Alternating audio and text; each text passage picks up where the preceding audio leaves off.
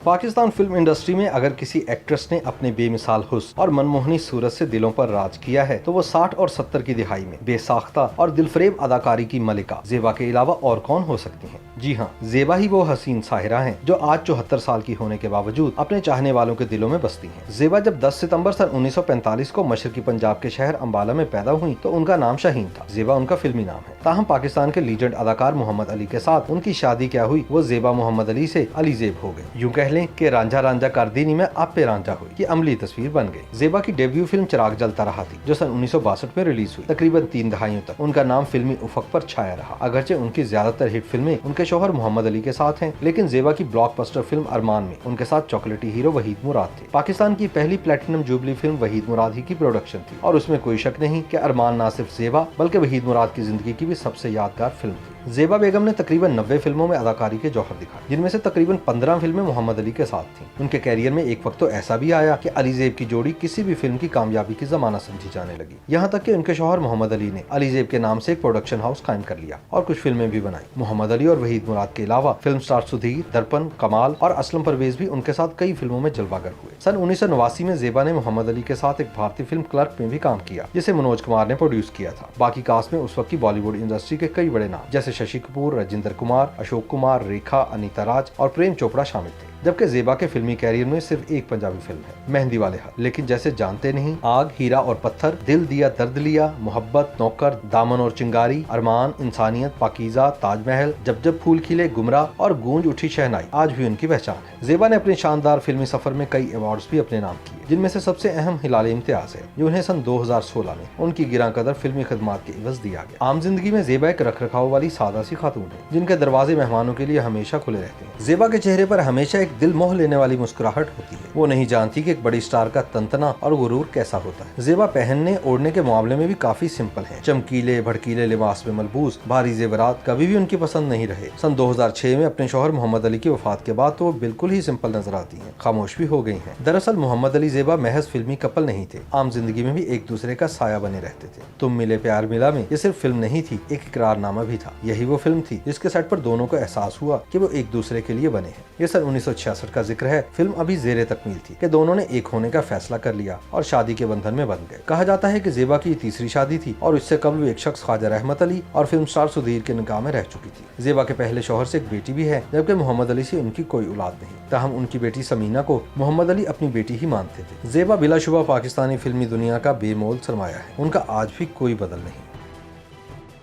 YouTube पर googly news देखने के लिए youtube.com की सर्च बार में गूगली न्यूज टीवी टाइप करें। गूगली न्यूज के पेज पर सुर्ख रंग के सब्सक्रिप्शन वाले बटन पर क्लिक करना ना भूलिए। YouTube पेज पर अपलोड होने वाली वीडियोस से बाखबर रहने के लिए बेल आइकन पर क्लिक कीजिए। आपको हर नई वीडियो के बारे में नोटिफिकेशन मौसूल हो जाएगा।